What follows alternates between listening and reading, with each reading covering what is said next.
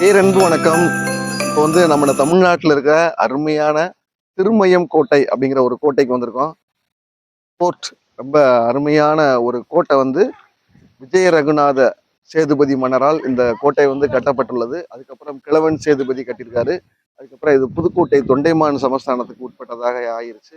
மேலே பார்த்தீங்கன்னா ஒரு பெரிய பீரங்கி, ஆங்கிலேயர் காலத்தில் கட்டப்பட்ட ஒரு பெரிய பீரங்கி இருக்கு. ரொம்ப சிறப்பான கோட்டை. இப்போ கோவா இங்கெல்லாம் போனோம்னா போர்த்துகீசியர்கள் காலத்துக்குரிய கோட்டையை நம்ம வியந்து பார்க்குறோம். இங்க நம்ம தமிழ்நாட்டில் அவ்வளவு சிறப்பான கோட்டையை நான் சின்ன வயசுல பார்த்தது. இப்போ கோவா போயிட்டு வந்ததுக்கு அப்புறம் நம்ம திருமயம் கோட்டையை பார்க்கணும் அப்படின்ட்டு ஒரு ஆர்வம். பக்கத்துல பார்த்தீங்கன்னா இங்க பள்ளிக்கொண்ட பெருமாள் அப்படிங்கிற பெருமாள் கோயில் இருக்கு, பக்கத்துலேயே சிவன் கோயில் இருக்கு. ரெண்டுமே ரொம்ப அற்புதமான குடைவரை கோயில்கள். அங்க தரிசனம் முடிச்சுட்டு இப்போ நம்ம கோட்டையை பார்க்க போறோம். ஏற்கனவே இதுக்கு முன்னாடி இந்த கோட்டைக்கு வந்தாலும் இப்ப பாக்குறது ரொம்ப வித்தியாசமா இருக்கு. எங்கெங்கயோ போய் வெளிநாட்டுல வெளி ஊர்கள்ல எங்கெங்கயோ பாக்குறோம். தொல்லியல் துறை கட்டுப்பாட்டுல இருக்கு. பக்கத்துல தேசிய கொடி ஏற்றி வச்சிருக்காங்க. நம்ம எல்லாரும் கொடி வணக்கம் செலுத்தலாம். ஜெயஹிந்த், வந்தே மாதரம் நம்மளுடைய தேசிய நினைவு சின்னமா கூட இதை அறிவிச்சிருக்கிறாங்க. ரொம்ப சிறப்பா இருக்கும். மேல போய் பார்த்தா அற்புதமா இருக்கும். அங்க இருந்து அந்த ரவுண்டிங்ஸ் பாக்குறதுக்கு நல்லா இருக்கும். வாங்க போய் பார்க்கலாம். எப்படி இருக்கு பாப்போமா? வாங்க.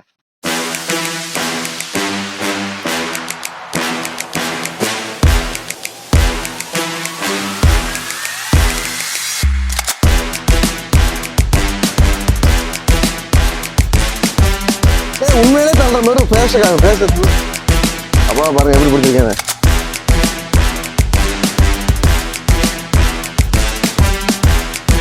இப்ப முதல் கோட்டையை முடித்து இரண்டாம் கட்ட கோட்டையை வந்திருக்கோம். இரண்டாம் கட்ட கோட்டைக்குள்ள கீழே பாத்தீங்கன்னா பாதாளமா இருக்கு. சுத்தி தண்ணி, எல்லா ஊர்களும் தெரியுது. ரொம்ப சிறப்பா இருக்கு. பக்கத்துல திருமயம் ஊர் நல்லா தெரியுது.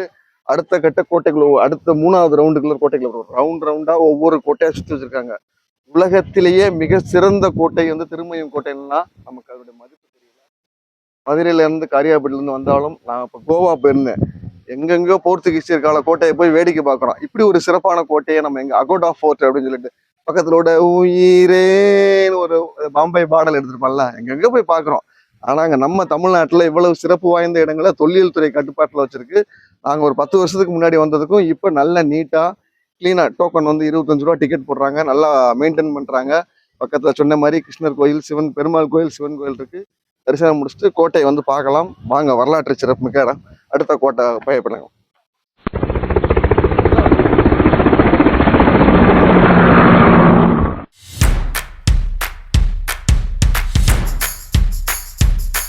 இப்ப திருமயம் கோட்டையோட கிழக்கு வாசலுக்கு வந்திருக்கோம். இங்க இருந்து பாத்தீங்கன்னா அந்த கோட்டையினுடைய சுவர் எங்க இருந்து அப்படியே தெரியுவாங்க.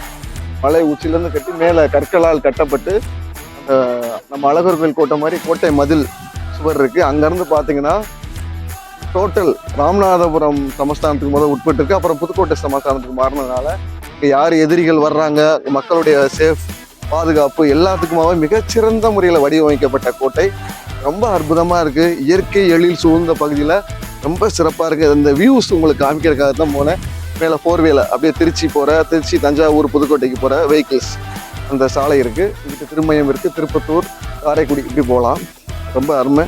செட்டிநாடுக்கு வர்றவங்க இங்கே சிறப்பாக இந்த கோட்டையை பார்த்துட்டு போகலாம். வாங்க பார்க்கலாம். அடுத்துள்ள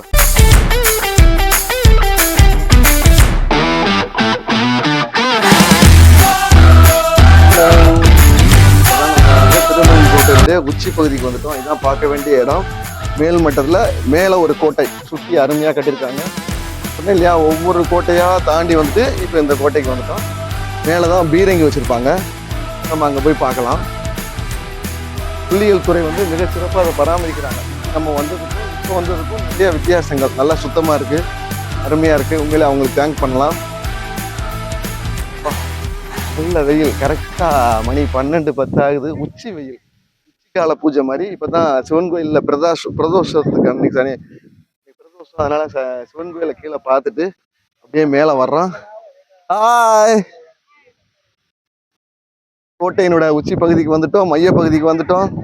சிறப்பு. வாங்க மேல போய் நம்ம பார்க்கலாம். மேல பீரங்கி இருக்கு. கோட்டையில இருந்து பாத்தீங்கன்னா இங்க இருந்து புதுக்கோட்டை 25 கிலோமீட்டர், காரைக்குடி பக்கத்துல இருக்கு. செட்டிநாடு கர்நாடகாத்தான் பக்கத்துல இருக்கு. தேவகோட்டை, ராம்நாடு.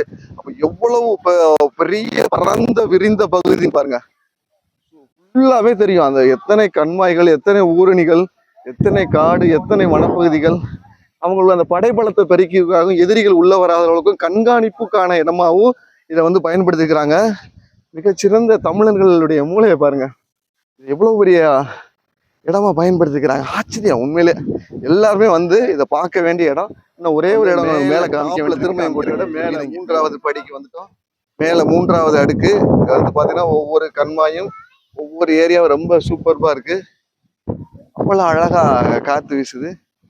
இந்த இடம் பாத்தீங்கன்னா நம்ம இந்தோனேசியால இருக்கிற மணி அப்படிங்கிற ஒரு எரிமலை பகுதியில் பாக்குற மாதிரி இருக்கு. பார்த்தா அவ்வளவு பறந்து விரிந்த நிலப்பகுதி, எவ்வளவு அருமையான ஒரு பறந்து விரிந்த நிலப்பகுதி. பக்கத்துல பாத்தீங்கன்னா அந்த ஆங்கிலேயர் காலத்துடைய பீரங்கி மாடல் அது வச்சிருக்கிறாங்க. அப்பா இதை ஒரு மனிதன் எப்படிதான் தூக்க முடியும்? எத்தனை பேர் சேர்ந்து தூக்க முடியும்? இமேஜின் பண்ணி பாருங்க. 10 பேர் சேர்ந்தா கூட அசைக்க முடியாது. அப்ப மனிதர்கள் எவ்வளவு வலிமையா இருந்திருக்கிறாங்க. வா, நம்முடைய தமிழர்களுடைய சிறப்பு எப்படி இருக்கு? சூப்பர்பா இருக்கா? ஒரு 10 பேர் சேர்ந்தா கூட தூக்க முடியாதுல்ல? அந்த காலத்துல அவ்வளவு வலிமையா பீரங்கியை வச்சு நம்முடைய மக்கள் வந்து போராடி இருக்கிறாங்க. ஆங்கிலேயர்கள் கொண்டு வந்த அந்த பீரங்கியை கைப்பற்றி இருக்கிறாங்க. மகிழ்ச்சி. இந்த கோட்டை அவருடைய நினைவு சின்னமா அங்க மேல வச்சிருக்காங்க. அதான் கோவில். அங்க இருக்க பெருமாள் கோயில், சிவன் கோயிலும் அந்த நீர்நிலைகள் ரொம்ப சிறப்பு. இப்படியே போனா திருப்பத்தூர் பாதை போயிடலாம். இங்கிட்டு போனா புதுக்கோட்டை, திருச்சி, தஞ்சாவூர் போயிடலாம். காரைக்குடி, கானாடு தான் பறந்து விரிந்த நிலப்பகுதி. கிட்ட இயற்கையாவே சுரக்கக்கூடிய இந்த சுனை வந்து கீழே வந்து அப்படியே சொட்டு சொட்டா வடியுது சிவன் கோயிலுக்குள்ள.